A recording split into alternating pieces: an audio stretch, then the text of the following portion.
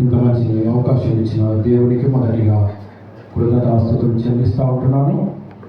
సంఘంలో వాక్యం విత్తడానికి అవకాశం ఇచ్చినటువంటి ముగ్గురు పాస్టర్లు కూడా నా హృదయపూర్వక వందనాలు. సంఘం అంతటి కూడా వందనాలు తెలియజేస్తూ ఉంటున్నాను.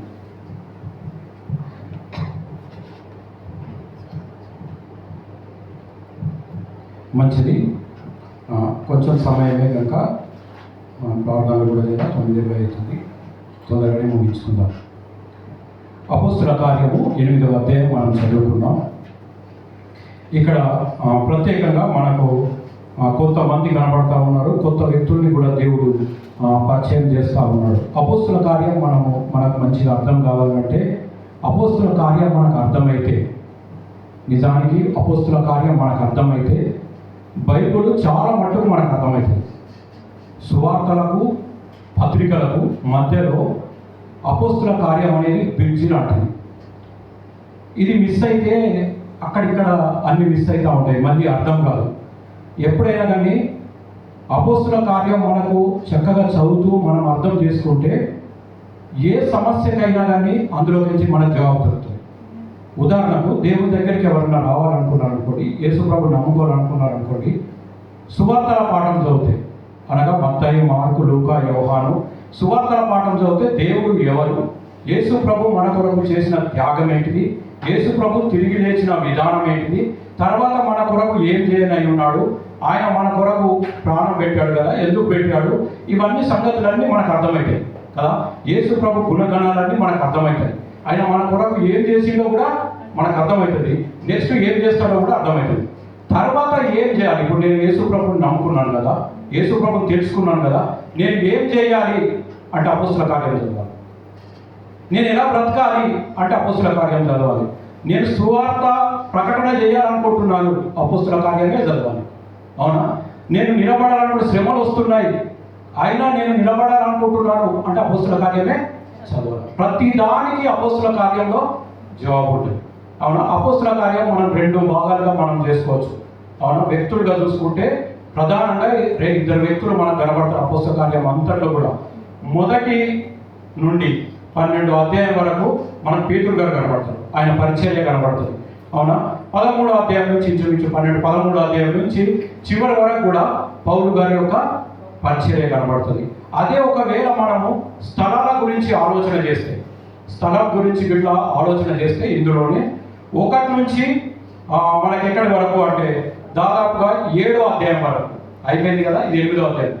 7వ అధ్యాయం వరకు జరిగిన సంఘటనలన్నీ కూడా యెరూషలేములోనే జరిగాయి. జరిగిన సంఘటనలన్నీ 7వ అధ్యాయం వరకు జరిగిన సంఘటనలన్నీ కూడా పక్కన ఎక్కడా జరగలేదు, యెరూషలేములోనే జరిగాయి, యూదుల మధ్యలోనే జరిగాయి. అవునా? మనం ఏదైతే 1 నుంచి 7 వరకు చదువుకున్నామో అవన్నీ కూడా అక్కడనే జరిగాయి. 7 నుండి అనగా మనకు ఇప్పుడు 8వ అధ్యాయం నుండి 12వ అధ్యాయం వరకు ఇది యూదయ సమరయ ప్రాంతంలో జరిగింది. మొదటి ఎక్కడ జరిగింది? యెరూషలేములోనే జరిగినాయి సంఘటనలన్నీ. సెకండ్ జరిగిన సంఘటనలన్నీ కూడా యూదయ సమరయలో జరిగినాయి. అది ఎక్కడి నుండి అంటే 8 నుండి 12వ అధ్యాయం వరకు. 13 నుండి 28వ అధ్యాయం వరకు మనం గమనిస్తే ప్రపంచం అంతా జరిగింది. అదంతా భూమి ఉన్నంత మట్టుకు ఎక్కడైతుందో అక్కడ అంతా కూడా జరిగింది. అవునా? అంటే యెరూషలేము నుంచి మొదలై యూదయ సమరయ దగ్గరికి వెళ్ళి, అవునా, అక్కడి నుంచి ప్రపంచాన్ని తలకిందులు చేసే వారిగా మారిపోయారు. అలాంటి సంఘటనలు ఈ యొక్క అపోస్తుల కార్యంలో మనకు కనబడతా ఉంటాయి. అపోస్తుల కార్యము మనం చూసుకున్నట్టయితే యేసు ప్రభు సువార్తలు అయిపోయిన తర్వాత లూకా గారు మనకు పరిచయం చేసేది మళ్ళీ తన 40 దినములు ఇక్కడనే ఉండి పరిచర్య అంటే మరి కనబడుతూ, శిష్యులకు కనబడుతూ, అందరికీ ఇంకా తగిన మంది కూడా కనబడుతూ ఆయన చేసిన ఉపదేశంతో మొదలు పెడుతూ చివరిగా మనం ఆలోచన చేస్తే పౌలు గారు లెటర్స్ రాసే వరకు, అవునా, ఆయన జైల్లో ఉండి లెటర్స్ రాసే వరకు అక్కడితో ఎండ్ అవుతుంది. అంటే అపోస్తుల కార్యాలకు ఎప్పుడు కూడా ఎండింగ్ లేదు. ఎందుకు ఎండింగ్ లేదు అంటే అపోస్తుల కార్యం ఇంకా జరుగుతూనే ఉన్నది. అప్పుడు ఎట్లయితే పరిశుద్ధాత్మ దేవుడు అపోస్తులకు సపోర్ట్ చేస్తూ అపోస్తులను నడిపిస్తూ తన కార్యాలు ఎలాగైతే జరిపించుకున్నాడో అదే సమయంలో అదే విధంగా అదే రీతిగా ఇప్పుడు కూడా అదే జరుగుతూనే ఉన్నాయి. ఇప్పుడు కూడా జరుగుతూనే ఉన్నాయి. ఇది మనం మనసులో పెట్టుకోవాలి. అవునా? అందుకే అపోస్తుల కార్యాలకు ఎండింగ్ లేదు. అవునా? ఇంకా జరుగుతూనే ఉన్నాయి పరిశుద్ధాత్మ కార్యం. అందుకే ఒక్కొక్క ప్రదేశంలో ఒక్కొక్క వ్యక్తిని నిలబెట్టుకుంటూ, అవునా, కొంతమందిని ఆయన ఏర్పాటు చేసుకొని ఆయన కొరకు హతసాక్షులుగాను, ఆయన కొరకు బలమైన సేవకులుగాను, బలమైన స్వార్థికులుగాను, ఆయన కొరకు చనిపోయే విధంగా, శ్రమను అనుభవించే విధంగా ఇంకా లేపుతూనే ఉన్నాడు, నడిపిస్తూనే ఉన్నాడు. ఇదంతా కూడా అపోస్తుల కార్యం మనం చదువుతూ ఉంటే వాళ్ళు ఎలాంటి శ్రమను అనుభవించారో, వాళ్ళు ఎలాగా నిలబడ్డారో, వాళ్ళు ఎలాగా వాక్యాన్ని బోధించారో, ఇప్పుడు జరుగుతున్న సంఘటనలు కూడా అలాగ నడుస్తూనే ఉన్నాయి. ఇది మనం అర్థం చేసుకోవడానికి వీలైతే ఉంటుంది. అవునా? మొదటిగా ఎన్ని సంఘటనలు జరిగాయి అని అంటే, ఇది మనం 1 నుంచి 7 అధ్యాయాలు ఒకవేళ మనం చూసుకుంటే అక్కడ జరిగినాయని వివరించడానికి మనం అందరం విన్నాం కదా. మొదటి అధ్యాయంలో వాళ్ళ నిరీక్షణ, యెరూషలేములోనే ఉండమన్నాడు కాబట్టి అక్కడ నిరీక్షిస్తూ అక్కడనే ఉండిపోయారు. 2వ అధ్యాయంలో పరిశుద్ధాత్మ శక్తి వారి మీదకి వచ్చింది, వారి వాక్యాన్ని బోధించారు. 3వ అధ్యాయంలో ఒక్కొక్క కుంటివాడు కదా, పుట్టినది కుంటివాడు, వారిని స్వస్థపరచడం కార్యము జరిగింది. దాని తర్వాత దేవుడి వాక్యం బోధించడము జరిగింది.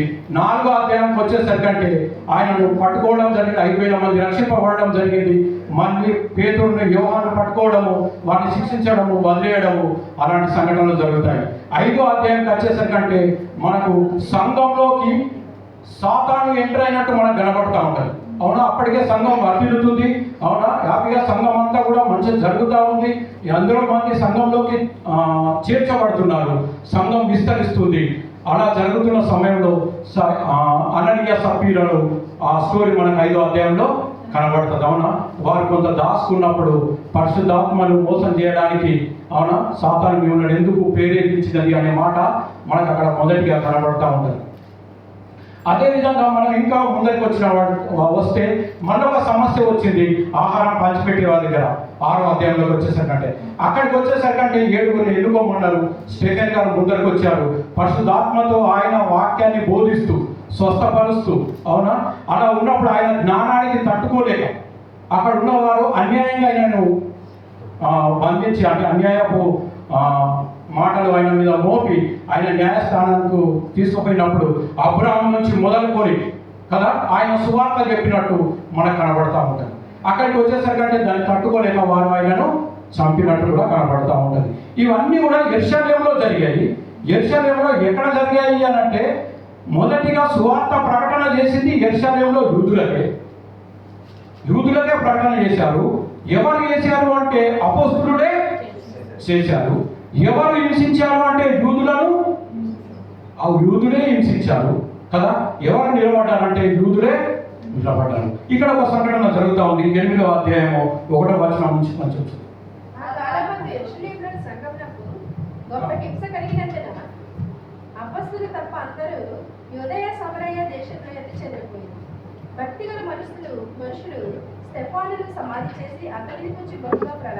చాలా ఇక్కడ ఒక సంఘటన జరుగుతోంది. ఆ కాలం ముందు యెరూషలేములో సంఘంలో గొప్ప హింస కలిగిందంట. హింస కలిగినప్పుడు ఏం జరిగింది? అపోస్తలులు తప్ప అందరూ, అసలు ఏ హింస జరిగింది ఒకసారి ఆలోచన చేద్దాం. హింస జరిగింది అనేది రాయబడ్డది. హింస ఎందుకు జరిగింది? అవునా? దానికి కారణాలు ఏంటి అనేది చూద్దాం. హింస ఎందుకు జరిగింది అంటే, స్టెఫెన్ గారు చంపబడ్డారు. అప్పుడే మొదటిగా అపోస్తలుల బోధ సాఫీగా సాగుతుంది, మంచిగా సాగుతుంది. కొన్ని ఆటంకాలు ఎదుర్కొంటున్నప్పటికీ వారు నిలబడుతున్నారు, బోధిస్తున్నారు, ఎందరో మంది చేర్చబడుతున్నారు, సాఫీగా కంఫర్ట్ జోన్లో ఉన్నారు. అర్థమవుతుందా? నా మాటలు అర్థమవుతున్నాయా? అంటే కొన్ని సంవత్సరాలు గడిచిపోయింది అక్కడికి. ఈ యొక్క అపోస్తలుల కార్యములు మొత్తము, దీని స్టోరీ ఎన్ని సంవత్సరాలు అంటే 35 సంవత్సరాలు. అవునా? 35 సంవత్సరాల ఈ యొక్క స్టోరీలో, ఈ యొక్క అంటే ఈ వాక్య భాగం అంతట్లో కూడా 35 సంవత్సరాల్లో కొన్ని సంవత్సరాలు గడిచిపోయినా కానీ అక్కడికి వచ్చి అపోస్తలులు కానీ అక్కడ ఉన్న 120 మంది కానీ పరిశుద్ధాత్మను పొందుకొని అక్కడనే ఉన్నారు. అక్కడికి వెళ్ళి జరగట్లేదు. ఎక్కడికి ఎందుకు జరగట్లేదు అంటే, విస్తారం అక్కడనే అందరూ జమ అవుతున్నారు, అందరూ సంఘంలోకి చేర్చబడుతున్నారు. అలా జరుగుతున్న సమయంలో దేవుడు ఒక హింస తీసుకొచ్చాడు. ఏంటిది అంటే, స్టెఫెన్ కానీ చంపడం. అందుకే నేనేమన్నానంటే హింస కూడా అంటే ఈ మధ్యలో మనం చూస్తూ ఉన్నాం, చాలామంది మంచిగా బ్రతికే వాళ్ళు, అవునా, సాక్ష్యంగా ఉన్నవాళ్ళు కూడా చంపబడుతున్నారు కదా. సేవ మంచిగా జరుగుతున్న సమయంలో కూడా చంపబడుతున్నారు. స్టెఫెన్ గారిని మనం ఉదాహరణ తీసుకుంటే ఆయన ఒక 2 అధ్యాయాల్లో మనకు కనబడుతుంది. కానీ 2 అధ్యాయాల్లో బలమైన సేవ.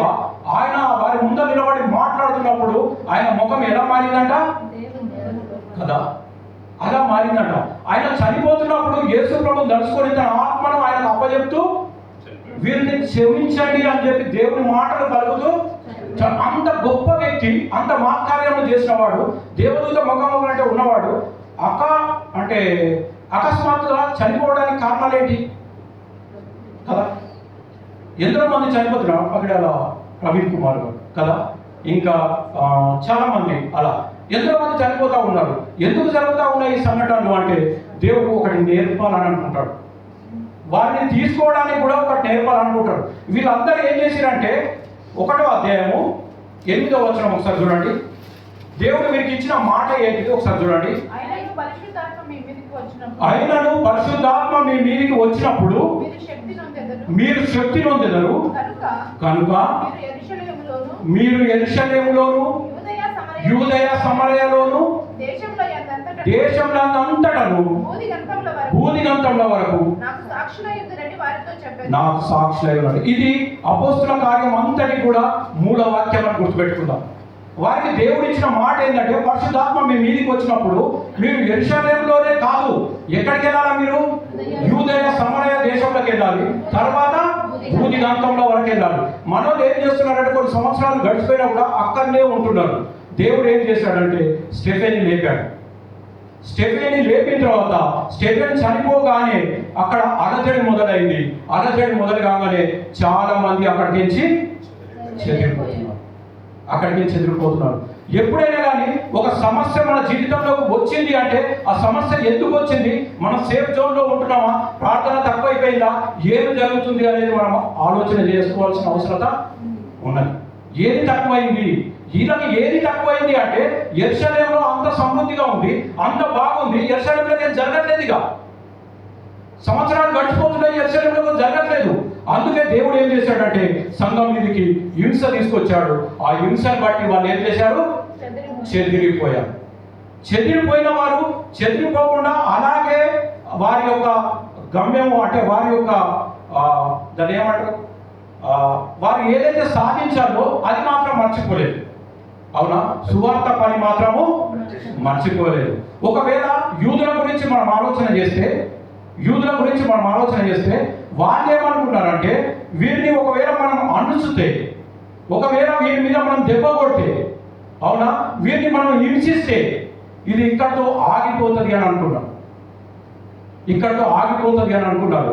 అవునా, రగిలే మంట మీద దేంతోనైనా మీరు గట్టిగా కొట్టండి, ఏమవుతుంది, అది ఎగురుతుంది. అది ఎగిరి ఏమవుతుంది అంటే ఎక్కడెక్కడ పడుతుందో అక్కడక్కడ అంటుకుంటా. సేమ్ అదే జరిగింది.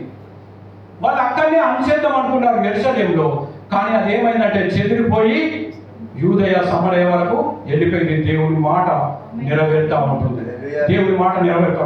అలా సంఘటన జరిగిన తర్వాత ఇంకా ముందరికి వస్తే ఇంకా చదువుతాం. సౌలైతే ఇంటింట వచ్చి ఈడ్చుకొని పోయి పాడు చేయించుండెను. కాబట్టి చెదిరిపోయిన వారు సువార్త వాక్యమును ప్రకటించుచు సంచారము చేసి రైట్ చదవండి. జనసమూహములు విని ఫిలిప్పు చేసిన సూచక క్రియలను చూచినందున అతడు చెప్పిన మాటలు యందు ఏక మనసుతో లక్ష్యం ఉంచగా అనేకులలో పట్టిన అపవిత్ర ఆత్మలు పెద్ద కేకలు వేసి వారిని వదిలిపోయేది. పరిశుద్ధాత్మ శక్తి వారి మీదకి వచ్చింది కదా. పరిశుద్ధాత్మ శక్తి వచ్చిన తర్వాత వాళ్ళు ఎంత గొప్పగా వాడబడుతున్నారంటే మొదటి నుంచి చూసుకున్నా కూడా పేతురు పరిశుద్ధాత్మ రాగానే ఒక ప్రసంగం చేశాడు కదా, 3000 మంది రక్షింపబడ్డాడు. ఆయనతో గొప్ప కార్యం ఒకటి జరుగుతుంది. పుట్టినది మొదలుకొని పుట్టివాడు నడుస్తున్నాడు కదా. దేవుడు స్టెఫెన్ లేపాడు. మళ్ళీ స్టెఫెన్ లేపిన తర్వాత స్టెఫెన్ గురించి కూడా మనం 6వ అధ్యాయము మీద చదువుకున్నట్టయితే ఆయన ద్వారా కూడా మహత్కార్యములు సూచక క్రియలు జరుగుతున్నాయట. అవునా? అక్కడ కూడా వారిని దేవుడు వాడుకుంటా ఉన్నాడు, వాళ్ళు ఏంటిదో చూపెట్టడానికి ఇష్టపడతా ఉన్నాడు. ఇక్కడ ఇంకొక వ్యక్తిని లేపాడు దేవుడు. ఈయన కూడా ఎక్కడ ఉన్నవాడు అంటే 7 ఎన్నుకున్నారు కదా. దేనికోసం ఎన్నుకున్నారు 7? భోజనాలు పంచిపెట్టడానికి కదా. భోజనాలు పంచిపెట్టడానికి 7 ఎన్నుకున్నారు కదా. ఆ 7లో మొదటి వ్యక్తి ఎవరు? స్టెఫెను. రెండో వ్యక్తి ఎవరు? ఫిలిప్పు. అదే ఫిలిప్పుని దేవుడు మళ్ళీ ఇక్కడ లేపాడు, ఫిలిప్పును వాడుతున్నాడు. ఆయనకు దేవుడు పరిశుద్ధాత్మ శక్తి ద్వారా ఆయన కూడా గొప్ప కార్యాలను చేస్తున్నాడు. ఈయన సమరయకు వచ్చేసాడు. సమరయకు అంతకుముందే యోహాను సువార్త 4వ అధ్యాయం మనం గమనిస్తే అంతకుముందే యేసు ప్రభు వచ్చి, అవునా, వాళ్ళ దగ్గర సమరయ స్త్రీ ద్వారా ఆ గ్రామంలో కొంత మట్టుకు దేవుడు గడిపినట్టు మనకు కనపడతా ఉంటుంది. అదే ప్రాంతానికి ఇక్కడ కూడా వచ్చిన తర్వాత వాళ్ళందరూ చేర్చుకుంటారు. ఇక్కడ నుంచి మళ్ళీ మనకు ఇంకొక కొత్త క్యారెక్టర్ మనకు ఒకటి మొదలైతే ఉంటుంది. ఇక్కడ 3 బాప్తిసాలు 3 సార్లు, అనగా యూదయ సమరయులు బాప్తిసం తీసుకున్నట్టు ఒకటి కనబడుతుంది. రెండోది గారటి సీమోను ఆయన కూడా బాప్తిసం తీసుకున్నట్టు కనబడుతుంది. ఇంకా ఇక్కడికి వచ్చేసరికంటే 26వ వచనంలోకి వచ్చేసరికంటే ఇంకా నపుంసకుడు కూడా బాప్తిసం తీసుకున్నట్టు మనకు కనబడతా ఉంటుంది. బాప్తిసం తీసుకున్నట్టు కనబడుతున్న వీరందరిలో కూడా కొన్ని మార్పులు మనకు కనబడతా ఉంటాయి. అదొకటి మాత్రం మనం చెప్పుకోవడానికి ఇష్టపడతాం. ఇక్కడికి మనం ముందుకు వచ్చినట్టయితే కొన్ని వచనాలు చదువుతున్నాం. 9వ వచనం నుంచి. సీమోను ఒక మనుష్యుడు చేయుచు చెప్పుకొనుచు విభ్రాంతి పరచుండెను. అందరూ దేవుని మహాశక్తి అనబడిన వాడు ఇతడే అని చెప్పుకొనుచు అతని లక్ష్య పెట్టిరి. అతడు బహుకాలము గారడీలు చేయుచు వారిని విభ్రాంతి పరిచినందున వారు అతని లక్ష్య పెట్టిరి. అయితే ఫిలిప్పు. ఇక్కడి వరకు మనము గారడీ సీమోను గురించి మనం చదువుతా ఉన్నాం. ఆయన గారడీ చేసేవాడంట ఆ యొక్క సమరయ ప్రాంతంలో. ఆయన ఏం చెప్పుకుంటున్నాడు అంటే ఆయన తనను తాను గొప్పవాడిగా చెప్పుకుంటున్నాడు. ఎప్పుడైతే మనల్ని మనం గొప్పవాడిగా చెప్పుకోవడానికి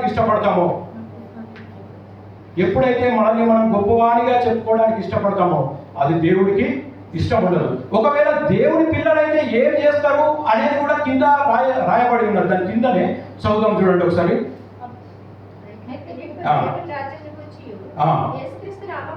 యేసుక్రీస్తు నామమును గూర్చి సువార్త ప్రకటన. ఆయన ఏం చేస్తున్నాడు? తన గురించి చెప్పుకోవట్లేదు. ఫిలిప్ అయితే తన గురించి చెప్పుకున్నట్లేదు. ఆయన దేని గురించి చెప్తున్నాడు? యేసు ప్రభు గురించి పరిచయం చేస్తా ఉన్నాడు. ఏది జరిగినా యేసు ప్రభు గురించే పరిచయం చేస్తా ఉన్నాడు. అంటే మనం ఎప్పుడు కానీ ఏదైనా చెప్పుకోవాల్సి వస్తే అది దేవుని గురించే చెప్పుకోవాలి తప్ప మన గొప్పలు చెప్పుకోవడానికి ఆస్కారం లేదు. అది మనకు నేర్పిస్తూ ఉంటుంది. ఎందుకంటే అక్కడ చాలా మందిని మనం గమనిస్తూ ఉంటాం. ఒకసారి స్టేజ్ మీదకి ఎక్కితే వారి గురించి 15 నిమిషాలు చెప్పి తర్వాత 5 నిమిషాలు వాక్యంలోకి వెళ్తారు. దేవునికి దగ్గర నీ గురించి అవసరం లేదు. ఎవరి గురించి అవసరము? దేవుని గురించి అవసరము. దేవుడి మాటల గురించి అవసరము, కానీ మన గురించి చెప్పుకోవాల్సిన అవసరము లేదు. అది ఎప్పుడు సందర్భాన్ని బట్టి, అది ఏదో ఒక్క మాట 2 మాటలు అయితే పర్వాలేదు, కానీ అవునా అస్తమానము నాదిది, నేను ఇది చేస్తున్నాను, నేను అది చేస్తున్నాను అంటే అది దేవుడికి ఎట్టి పరిస్థితిలో కూడా అది ఇచ్చిందంతా దేవుడే అన్న సంగతి వారికి తెలుసు. అయినప్పటికీ వారిని వారు గొప్ప చేసుకోవడానికి ఇష్టపడితే, ఇక్కడైతే ఫిలిప్పు ఏం చేస్తున్నాడు అంటే దేవుడిని గొప్ప చేయడానికి ఇష్టపడుతున్నాడు. ఆయన ఎప్పుడైతే దేవుడు సువార్తను దేవుడి గురించి బోధించడం మొదలు పెట్టాడో అక్కడ ఒక అద్భుత కార్యం జరిగింది. ఏం జరిగిందంటే వారందరూ నమ్మి ఏం చేసిరట? బాప్తిసము పొందిరట. ఆ కింద ఇంకొకటి చదువుతా ఉంటే ఇది చూసిన సీమోను కూడా ఏం చేస్తా ఉన్నాడు? ఆయన గారడీ చేసిన సీమోను కూడా బాప్తిసం పొందాడంట. చాలా గొప్ప సంగతి కదా. ఆయన కూడా వచ్చి బాప్తిసం పొందాడంట. ఒకసారి మనం ఆలోచన చేద్దాం. ఎందుకంటే బాప్తిసం తీసుకోవడము, దేవుణ్ణి నేను నమ్ముతున్నాను, ఈయననే యేసు ప్రభు అని నేను విశ్వసిస్తున్నాను, నా దేవుడిగా అంగీకరిస్తున్నాను, నేను ఈయనతో బ్రతకడానికి, ఈయనతో చనిపోవడానికైనా నేను ఇష్టపడుతున్నాను అని చెప్పి సంఘం ఎదుట మాదిరిగా తీసుకునేదే బాప్తిసం. అవునా? సంఘం ఎదుట మాదిరిగా చూపించుకునేదే బాప్తిస కార్యక్రమం. అలాంటి బాప్తిస కార్యక్రమంలోకి సీమోను కూడా వచ్చేసాడు. వచ్చిన తర్వాత ఆయన ఏం చేస్తున్నాడు అంటే ఫిలిప్పుతోనే ఉన్నాడు అని రాయబడి ఉన్నది. ఎవరితో ఉన్నాడు? ఫిలిప్పుతోనే ఉన్నాడంట. ఒక్క నిమిషం మనం ఒకసారి మనల్ని మనం పరిశీలన చేసుకుంటే కూడా, ఈ సమాజాన్ని కూడా పరిశీలన చేస్తే కూడా మనం చాలా మటుకు బాప్తిసం తీసుకున్న వారమే. బాప్తిసం తీసుకున్న వారమే, అవునా, సేవకులతో ఉంటున్నాము, లేదా సంఘంతో ఉంటున్నాము, అవునా, యూట్యూబ్లో కానీ లేకపోతే ఫేస్బుక్లో కానీ ఎవరితో దేవుని మెసేజ్లు వింటూనే ఉంటున్నాము. కానీ దేవుడి వాక్యం మనలో పనిచేయకపోతే, దేవుడు మనకు అర్థం కాకపోతే, దేవుడి చిత్తం ఏంటిదో మనకు తెలియకపోతే, వాక్యం సరిగా మనకు అర్థం కాకపోతే చాలా ప్రమాదం ఉంది. బాప్తిసం మనల్ని ఎక్కడికి కూడా, వాక్యం అర్థం కాకపోతే బాప్తిసం మనల్ని ఎక్కడికి తీసుకెళ్ళదు. సంఘంలో అపోస్తలుల మధ్య జరుగుతున్నది, సంఘంలో ఇంకా ఏం జరుగుతున్నది అని చూపించడానికి ఈ యొక్క సీమోనును దేవుడు మనకు ప్రజెంట్ చేస్తూ ఉన్నాడు, మన ముందరికి తీసుకొస్తా ఉన్నాడు. ఏం జరిగిందంటే ఇంకా కిందకి వచ్చేసరికంటే అక్కడ చాలా మంది అంగీకరించారని చెప్పి తెలిసి పేతురు యోహానులు అక్కడికి వచ్చేసారు. వచ్చేసి వారి మీద చేతులు ఉంచగా పరిశుద్ధాత్మను పొందిరి అనేసారు. ఇదంతా చూస్తున్న సీమోను కదా, ఇదంతా చూస్తున్న సీమోను ఆ కిందికి చదువుదాం ఒకసారి, 17వ వచనం. ఉంచగా పొందిరి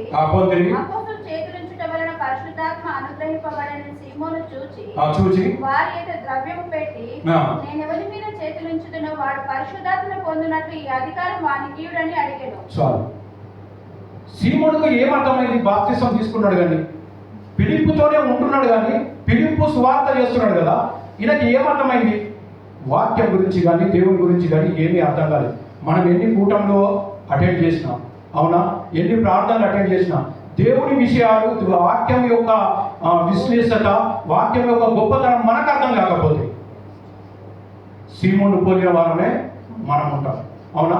అందుకే వాక్యాన్ని లోతుగా ఆలోచించడము, వాక్యాన్ని ఎక్కువగా చదవడము, వాక్యం గురించి ఎక్కువగా ఆలోచన చేయడము మనం చేస్తే దేవుడి అద్భుతమైన ఆలోచనలు కూడా దేవుడే మనకు కలగజేస్తాడు. అందులో ఎదగడానికి కూడా అవకాశం ఉంటుంది. ఎక్కువ వింటే కూడా ఎందుకంటే ప్రతిసారి మన బుధవారము, శుక్రవారము, ఆదివారము ప్రత్యేకమైన కార్యక్రమాలు అన్నీ కూడా దేవుడి వాక్యాన్ని విశ్లేషణ చేయడానికి, దేవుడి వాక్యాన్ని వినిపించడానికి ఇవన్నీ ఉన్న కార్యక్రమాలు కదా.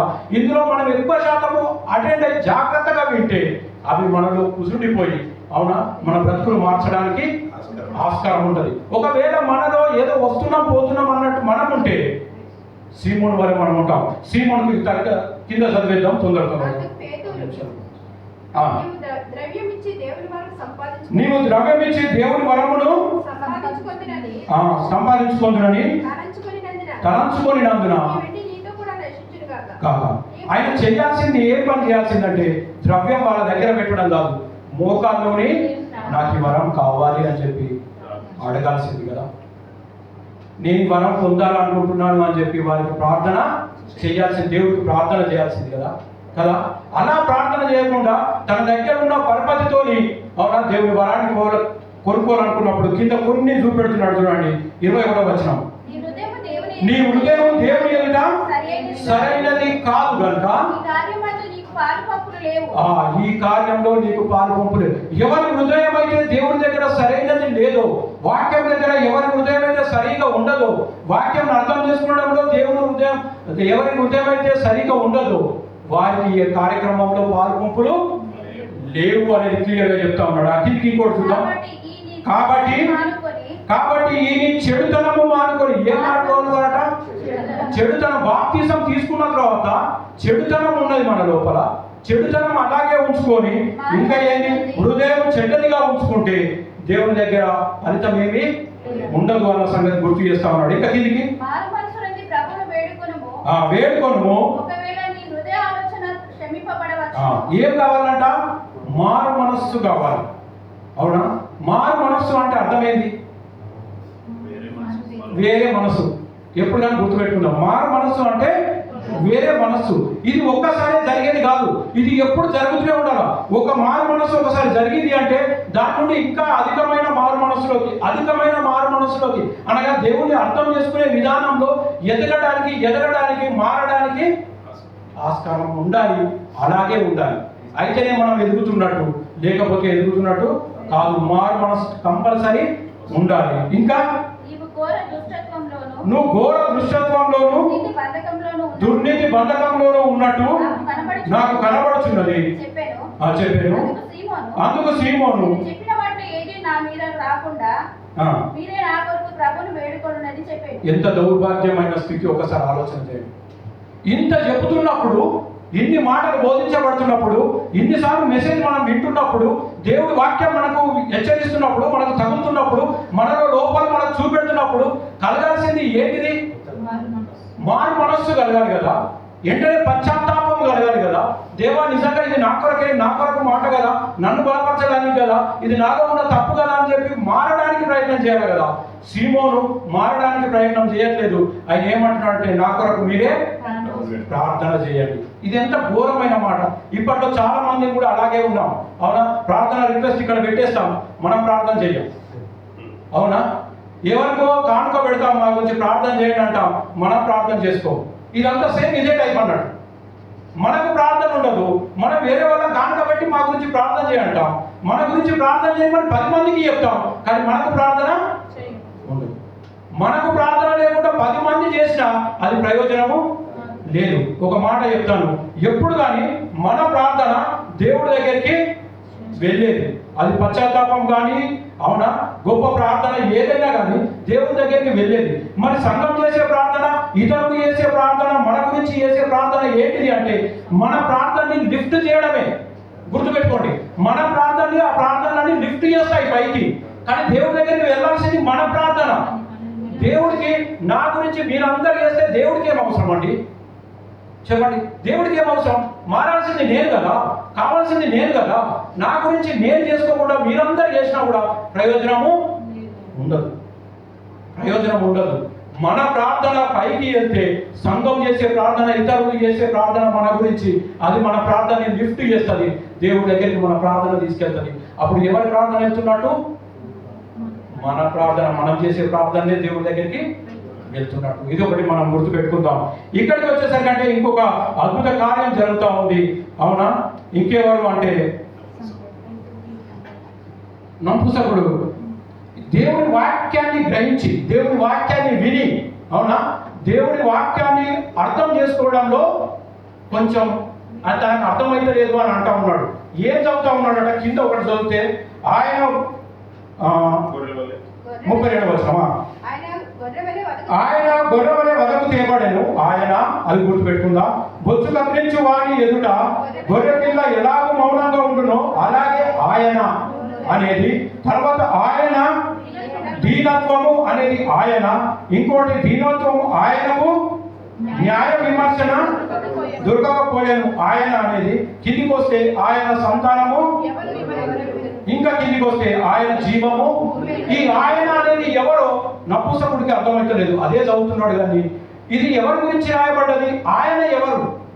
ఆయన ఎవరు? అందుకే బైబుల్ చదువుతున్నప్పుడు నీకు డౌట్స్ రాలేవు అంటే నీకు బైబుల్ అర్థమవుతుంది. ఇది సత్యం. నీకు డౌట్లు వస్తున్నాయి అంటేనే బైబుల్ నీకు అర్థమవుతుంది అన్నట్టు లెక్క.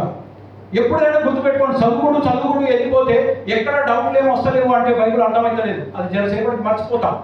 అందులో నుంచి మనం డౌట్లు తీసి, అరే ఇది ఎందుకు జరిగింది, ఇలా ఎందుకు జరిగింది, ఇలా ఎందుకు జరగకూడదు, ఇట్లా ఎందుకు జరిగింది అనే డౌట్స్ మనమే చేసుకుంటే ఆ వాక్యం మన మధ్యలో అట్లాగే ఉండిపోతుంది. అందుకే ఎప్పుడు, ఎక్కడ, ఎలా అనే క్వశ్చన్ చేసుకొని మనం చదివినాం అనుకో, ఆ సంఘటన ఎప్పుడు జరిగింది, ఎక్కడ జరిగింది, ఎందుకు జరిగింది, ఇది మనం క్వశ్చన్ చేసుకునే పారాగ్రాఫ్ చదివాం అనుకోండి, అది మన మనసులో అలాగే ఉండిపోతుంది. ప్రదేశం మనకు గుర్తుకొస్తుంది, అది ఎప్పుడు జరిగిందో సంఘటన గుర్తుకొస్తుంది, ఎందుకు జరిగిందో కూడా గుర్తుకొస్తుంది. ఇలా మనం వెళ్తే, ఇలా మనం ముందుకు వెళ్ళిన ఆయన నంపుసకుడు దేవుని వాక్యాన్ని తెలుసుకొని ఫిలిప్పును పంపిస్తా ఉన్నాడు. అవునా? ఫిలిప్పు ఎడారిలో, ఒకవేళ టైం లేదు, ఆ యొక్క మ్యాప్ చూస్తే కూడా, మీరు 3వ మ్యాప్ చూస్తే కూడా కనబడతా ఉంటుంది. గాజాకు వెళ్ళే స్థలానికి ఆయన వెళ్తా ఉన్నాడు. ఆయన ఉన్నది ఎక్కడంటే మధ్యలో ఉన్న సమరయ దగ్గర. అవునా? దేవుడు వెళ్ళుమనగానే ఆయన అక్కడ కంఫర్ట్ జోన్ చూసుకుంటలేడు. అరే నేను ఇక్కడ పరిచయం చేస్తున్నా కదా, ఇక్కడ నడిపిస్తున్నా కదా అనేది చూసుకుంటలేడు. దేవుడు చెప్పిన మాటను బట్టి ఎక్కడికి వెళ్ళిపోతా ఉన్నాడు? నపుంసకుని దగ్గరికి వెళ్ళిపోతా ఉన్నాడు. అవునా? నపుంసకుడు అప్పుడే, ఒకసారి అర్థం చేసుకుందాం, నపుంసకుడు అప్పుడే అప్పటిదాకా ఎక్కడ ఉన్నాడంట? యెరూషలేములో ఉన్నాడంట. మరి యెరూషలేములో ఉన్నప్పుడు ఎవరితోనైనా వాక్యం చెప్పించవచ్చు కదా దేవుడు. అవునా? ఈ డౌట్ మనకు వేసుకోవచ్చా? యెరూషలేములో ఆయన వెళ్ళిండు కదా, యెరూషలేములో ఎవరితోనైనా వాక్యం చెప్పిస్తే అయిపోతుంది కదా. ఎడారిలో ఫిలిప్పుని ఉరికిపించడం ఎందుకు? అక్కడ దాకా తీసుకెళ్లడం ఎందుకు? అవునా? దేవుడు ఎప్పుడు ఎలాంటి కార్యము ఎవరి వల్ల జరిగించాలో వారి వల్లనే జరిగిస్తాడు. అవునా? అక్కడ యెరూషలేము నుంచి ఆయన బయలుదేరినప్పుడు ఫిలిప్పుని నడిపిస్తా ఉన్నాడు. ఇంకా కిందికి వచ్చిన తర్వాత మనం చూసినట్టయితే ఫిలిప్పు వెళ్ళి సువార్త ఆయన చెప్పిన తర్వాత ఆయన మారు మనసు పొంది, అవునా, బాప్తిసం తీసుకున్న తర్వాత జరిగిన సంఘటన ఏంటంటే కింద ఒకసారి చదవండి 39వ వచనం. వారు నీళ్ళలో నుండి వెడలి వచ్చినప్పుడు ప్రభు ఆత్మ ఫిలిప్పును కొనిపోబడను. మనం దేవుని పరిచర్య కొరకు బాగులాడితే, దేవుని కొరకు మనం పరిగెత్తుతే దేవుడు మనం ఏం చేస్తాడంట, కంఫర్ట్ జోన్ లో మనం ఉంచుతాడు. అప్పటి వరకు ఎడారిలో పరిగెత్తిన ఫిలిప్పుని ఆత్మ ఏం చేసిందంట, కొనిపోయాను. అప్పటి తర్వాత ఆయన మళ్ళీ నడిపించలేదు. అవునా? ఆయన చివరికి ఎక్కడ కనబడ్డాడంట, కిందకు కనబడుతుంది. ఎక్కడ కనబడ్డాడు కదా? మీరు మ్యాప్ చూస్తే కూడా ఆడ కింద దాని మీదనే ఉంటది, అక్కడ కనబడ్డాడంట. అంటే దేవుని కార్యాలు ఎప్పుడు ఎక్కడ జరగాలో అలా జరుగుతాయి. పరిశుద్ధాత్మ దేవుడు అపోస్తుల ద్వారా తన మహిమను చూపిస్తూ, అవునా, తన శక్తిని చూపిస్తూ తన సువార్తను ప్రకటన చేయడానికి ఇష్టపడతా ఉన్నాడు. ఈ యొక్క 8వ అధ్యాయం నుంచి, అవునా, యూదయ సమరయంలో 12వ అధ్యాయం వరకు సువార్త ప్రకటన జరుగుతూ ఉంటుంది. అక్కడి నుంచి తర్వాత దేశం అంతటా కూడా అనగా ప్రపంచం అంతటా కూడా భూది అంతంలో మనకు సువార్త వెళ్ళిపోయినట్టు మనకు కనబడతా ఉంటుంది. కాబట్టి దేవుని చేతిలో ఉండడానికి ఇష్టపడదాం, వాక్యాన్ని చదవడానికి ఇష్టపడదాం, అర్థం చేసుకోవడానికి ఇష్టపడదాం, చెప్పబడిన వాక్యం గురించి ఆలోచన చేయడానికి ఇష్టపడదాం, మన మనసులో ఉంచుకోవడానికి ఇష్టపడదాం. తద్వారా దేవుడు మనల్ని దీవించి ఆశీర్వదిస్తాడు. అలాంటి కృప మనందరికీ దేవుడు అనుగ్రహించుకుంటాడు.